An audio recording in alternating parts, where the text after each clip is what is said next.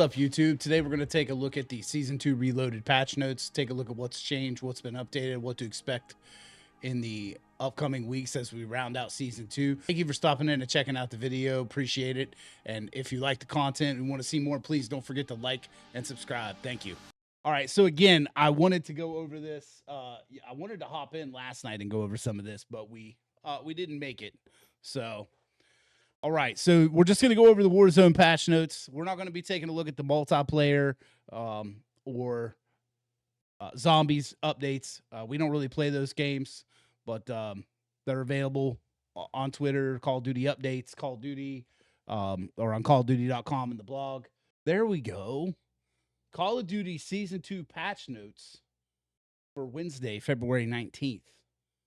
Okay, so this again, these notes came out yesterday. The update went live today.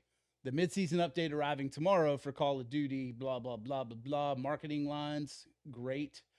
Playlist, not changing for Warzone Resurgence, Plunder. I hate to see that, man, because it's a little stale.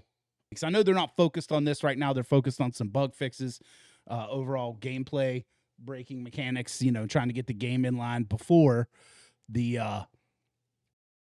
release of Verdansk, which is rumored to be at this point March 20th with the coming of Season 3. So some general changes here. Warzone combat records have been enabled. We'll have to see how that is, if it's tracking accurately. I know there's a ton of like eliminations not tracking properly, and challenges not tracking properly, still some camo challenges, things like that. So we'll see how accurate that is. Weapon trade station balancing. I didn't realize this was an issue. I literally watch a lot of people way better than me play in this game on a regular basis, and I have not seen anyone try to take any advantage of this, but trades now downgrade the weapon by only one rarity tier instead of two, so that's kind of a buff to the weapon trade station. Trade interaction times have been significantly reduced from 5 seconds down to 1.75 seconds. That's huge because that thing does take a very long time. Fire sale trading offers have been improved. So I didn't know that was a thing, but if you go there during a fire sale, you get significantly better loot for a trade-in. Okay, and that loadout drop markers no longer take priority when pinging near them. Thank God, that's a great change. Stamina bar, quality of life edition. Add a stamina bar that displays the amount of tactical sprint a player has remaining, which is off by default. Players can enable it in settings with options to display it next to the squad widget or the reticle. That's a huge W. We've been asking for that for a long time. We need to take a look at that. I mean, a lot of perks right now enable you to have full tac sprint, or you can run out with your melee out. So it's not really, it's a, you know, kind of a null issue, but it's a good addition to the game. Lethal tactical refill and load up pickup. So basically what this is you get your loadout, you're already holding a lethal and a tactical of the same type, and the extras fall on the ground, and you have to actually pick them up to fill them up. And now it's just going to add them to your inventory. That's also a good one. Kill cam delay. A short delay has been added to the start of the kill cam to prevent players from accidentally skipping to the next player. So, you know, people were just skipping through their kill cams too fast. I know I do it all the time. Little tip for those of you out there that are like, you know, new to this game or working on getting better, watch your kill cams, man. Pay attention to angles you might have got killed from or where you might have got hit from. That's a great way to learn spots you may not know about, or jump ups, things like that from better players. Airspace 2 crowded notification message will now also play when equipping a kill streak based on where the player is looking. XP text adjustment, position closer to the center of the screen has now been adjusted for better readability. Okay, disconnect icon on scoreboard to indicate when a teammate is disconnected. Gulag kill feed icon. So now there will be an icon that comes up to let you know your teammate died in the Gulag or on the battlefield. Kill feed visibility. Squad members can now see their teammates' eliminations, both in and out of the Gulag. Favorite loadout priority. A player's favorite loadout will now appear at the top loadout in the loadout crate. Thank you. Thank you so much. That's something we've been asking for since the beginning. Now just fix loadouts in general so that they'll save properly, and we don't have to keep resetting them and recreating them. Here, D-pad functionality in the winner's circle. So this is like using the D-pad to navigate, and now you have to hold it down to enable emotes. It was causing people some problems. Improved icon fade distance while ADS, so things aren't, taking up your screen, a loadout or something like that in the distance. Recon drone damage feedback, so players using the recon drone will now receive feedback when taking damage from enemy players or environmental hazards like gas. Loot distribution of perk packs made improvements to how perk packs overlap with other items when dropped on death. Loot piles need a lot more work than that, but that's a good start. Enemy advanced UAV voiceover line will now play when 3 enemy UAVs are used, signaling an advanced UAV. So before, if they called an actual advanced UAV, you would get the voiceover, but we weren't getting it when players called in UAVs. You just got a bunch of UAV calls. Error message for deploying boxes and gas, quality of life. Players attempting to deploy munitions, armor, utility boxes over 40 meters in the gas will now receive an error message. Okay, that was to combat the stim glitchers in the gas. So in this section, they've taken it out, but when these notes first went live, there was a change to resurgence that they were only going to allow you to get your loadout from a loadout drop one time. There's I think there's a set number for the team, and once you've reached that, it disappears. But you as a player were going to get one shot at it, and then you had to get another loadout or go to your loot if you died, or buy guns at the buy station. And the community went bananas on the internet, Twitter, everywhere you looked. Everyone was like, what is this change? Why did we do this? No one asked for this. And so I pulled it up here. A few hours after it went live, they retracted that. We hear you, Raven Software tweeted out, we hear you, the previously announced change to limit repeated loadout drops after death has been removed from Season 2 Reloaded. Looking forward to see everyone play tomorrow.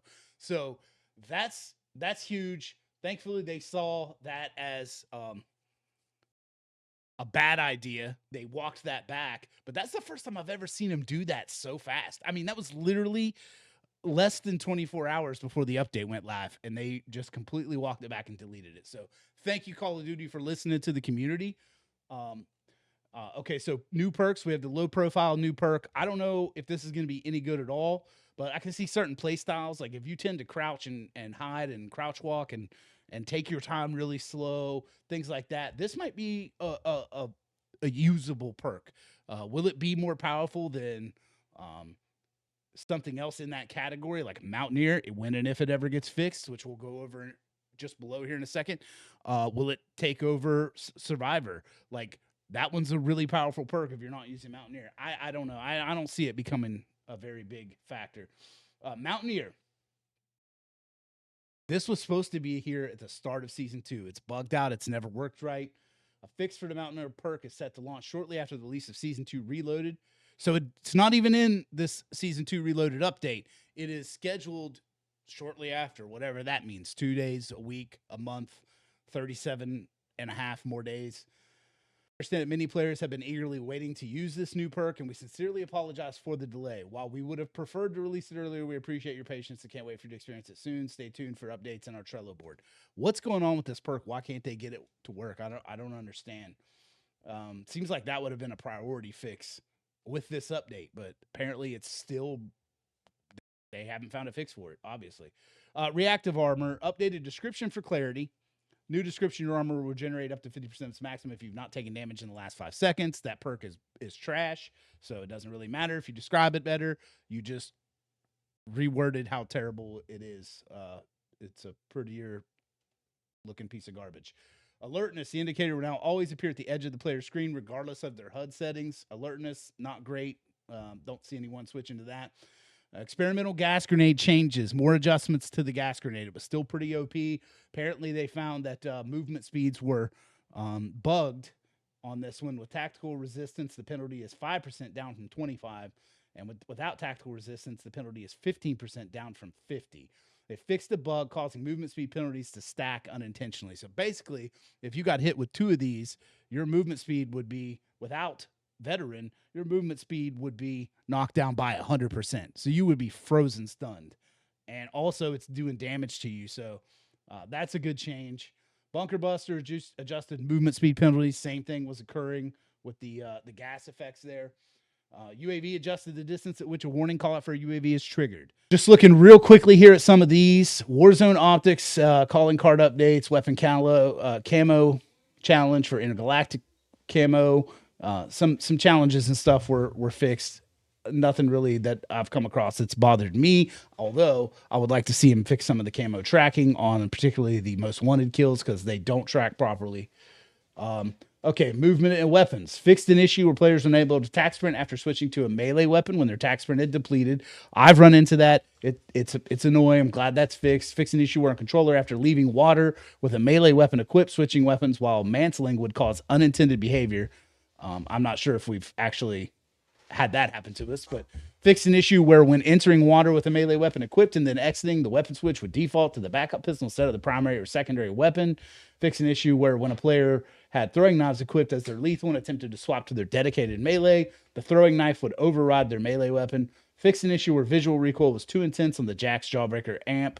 Fixed an issue on some fast mag attachments that resulted in extra rechamber animations playing at the end of an empty reload. So just some basic general bug fixes there with some of these issues on weapon swapping and reloading. Combat and gameplay. Fixed an issue where if a player eliminates any enemy and their teammate eliminates them again, both eliminations would count for the first player.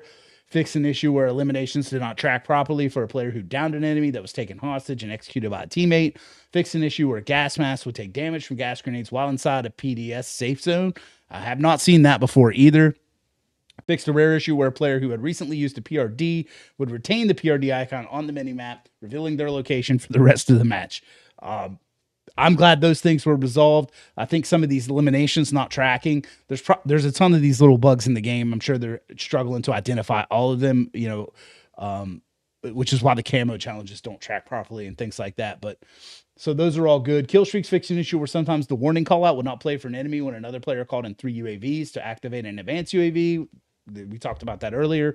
Fixed an issue where cluster strike missiles would look like they were landing sideways. Haven't seen that. Fixed an issue where the precision airstrike danger close text would appear unexpectedly when ADSing with the airstrike marker. Okay, interesting. Some UI changes. Fixed an issue where the self-ping marker was missing. Fixed an issue where players could incorrectly appear as squad members in the squad widget during the pre-match lobby. Fixed an issue where the scoreboard did not display kills or assists in the gulag. Fixed an issue where the after-action report failed to display all player stats. Fixed an issue where changing the selected operator could break the walking screen animation and display a blank background. Fixed an issue where the post-match rank displayed too early in the ranked after-action report. Excuse me. So many words. Some of these are good. I would love to see him fix the one where your operator resets in the menus, because that's still a thing. I saw that happen to people today. Fix an issue where small game freezes and flashes would occur when a player disconnects. Fix an issue where players would encounter a dev error when attempting to access buy stations. Fix an issue where some players encountered a dev error when navigating or leaving sections of Warzone.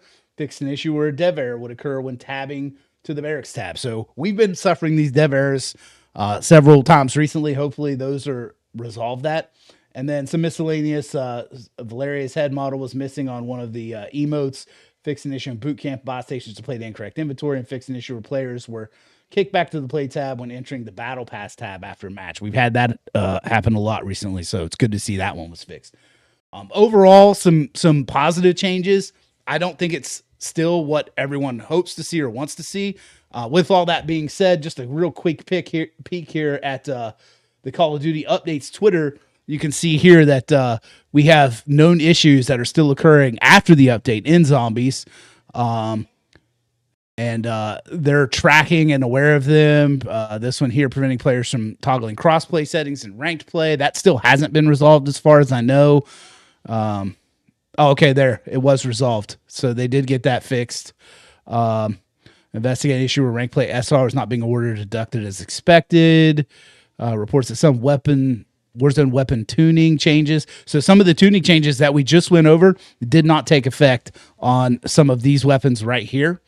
So they're still looking at that too. As far as I know, that hasn't been resolved. This is the same update here. So with that in mind, all of those things are still on the table as things they're working on.